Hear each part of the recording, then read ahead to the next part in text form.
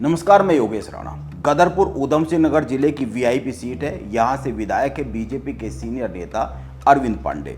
और गदरपुर सीट की अगर बात करें तो बंगाली समाज का वोट एक बहुत ही बड़ा वोट बैंक है। यह इस विधानसभा सीट पर निर्णायक स्थिति में रहता है। यह पूरे के पूरे समीकरण तय करता है। और बंगाली कल्याण समिति के जो अध्यक्ष है, निवर्तमान अध्यक्ष, उन्होंने एक बड़ा बयान दे दिया है।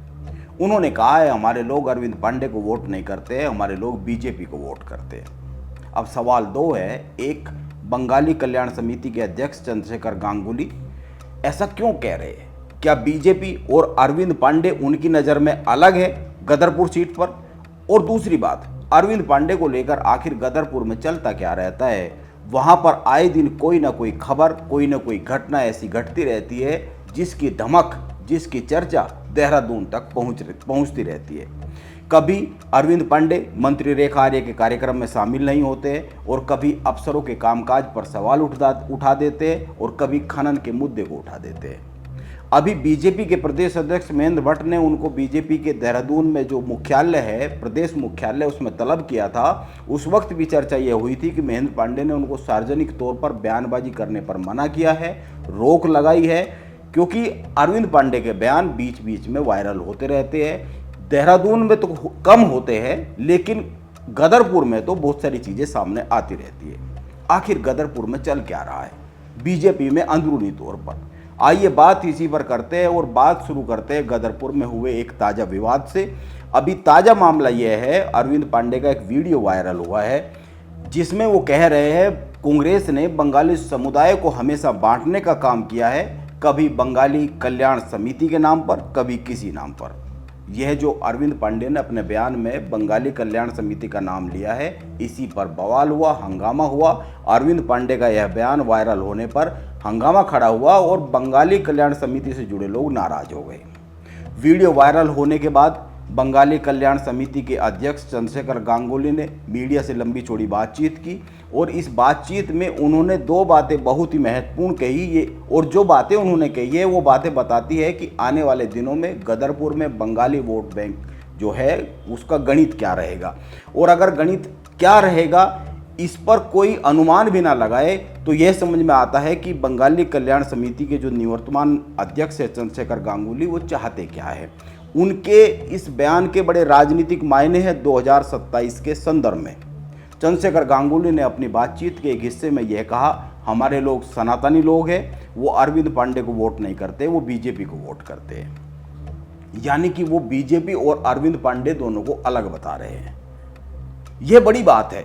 और इस बात के, यह जो बात है, बयान है, इसके 2027 के विधानसभा चुनाव के संदर्भ में बड़े राजनीतिक मायने हैं। अरविंद पांडे का वो बयान जिसका विरोध हुआ, जिस पर बाद में अरविंद पांडे को माफ़ी मांगनी पड़ी, वो सुनना चाहिए।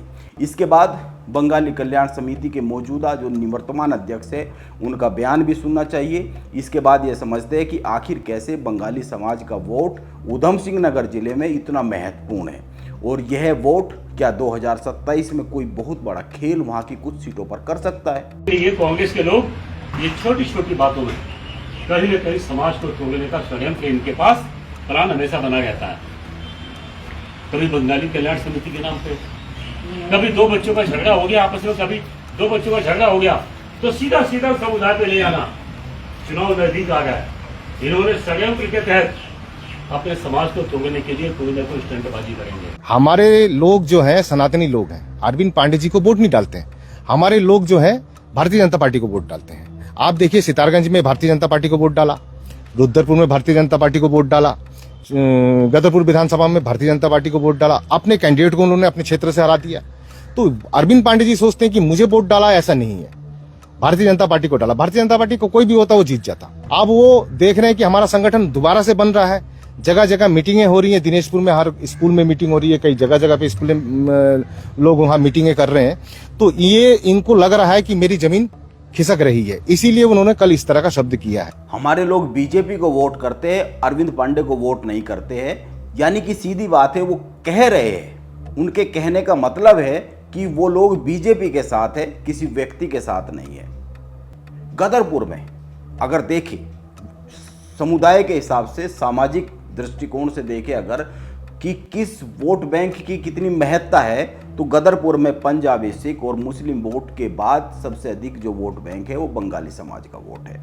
ऊधम सिंह नगर जिले में बंगाली समाज का जो वोट बैंक है वो गदरपुर, सितारगंज, रुद्रपुर और किच्चा सीट को सीधे सीधे प्रभावित करता है। इन सीटों पर निर्णायक स्थिति में रहता है, खासकर सितारगंज और गदरपुर।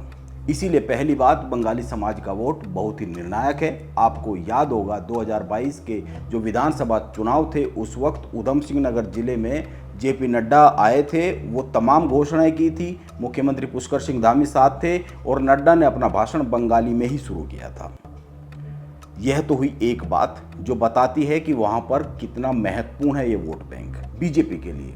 और दूसरी बात यह है कि पिछले कुछ दिन में, कुछ महीनों में, बल्कि 2024 के बाद से, जब 24 के आखिरी जब चल रहा था उसके बाद से अब तक गदरपुर में ऐसे कई मौके आए हैं जब बीजेपी में आपस में टकराव दिखाए। चाहे वो खेल मंत्री रेखा आर्य जब वहाँ पहुंची थी एक स्टेडियम में छात्रावास का लोकार्पण करने, वो मामला हो, उस वक्त का मामला हो, या उसके बाद भी तमाम इस तरह की घटनाएं वहाँ होती रही है। बीच बीच में इस तरह की खबरें आती रहती है कि गुंजन सुखीजा और अरविंद पांडे के बीच में कुछ लाइन खींच रही है, और इसको हर बार 2027 में जो विधानसभा का चुनाव है उसमें टिकट की दावेदारी से जोड़कर देखा जाता है। हालांकि अरविंद पांडे ने एक वीडियो में कह दिया है कि उन्होंने किसी को कुछ भी गलत नहीं कहा, उन्होंने ऐसा कुछ नहीं कहा कि जिससे किसी का दिल दुखे, उन्होंने किसी के लिए कोई गलत बात नहीं की है। इसके बाद भी यदि किसी को उनकी किसी बात से ठेस पहुंची है, दिल दुखा है, तो वो माफी मांगते हैं। लेकिन फिर भी कुछ लोगों को मेरे किसी बात पे ठेस पहुंचा होगा। मैं आपसे कहना चाहता हूं कि बंगाली समाज अरविंद पांडे का अभिभावक है, मेरे निर्माता हैं ये लोग, मैं इनका बच्चा हूं, और कभी भी पानी में लाठी मारने से पानी के कभी अलग नहीं होता है। इसलिए राजनीतिक पार्टियां करती हैं, वो उनको अधिकार है।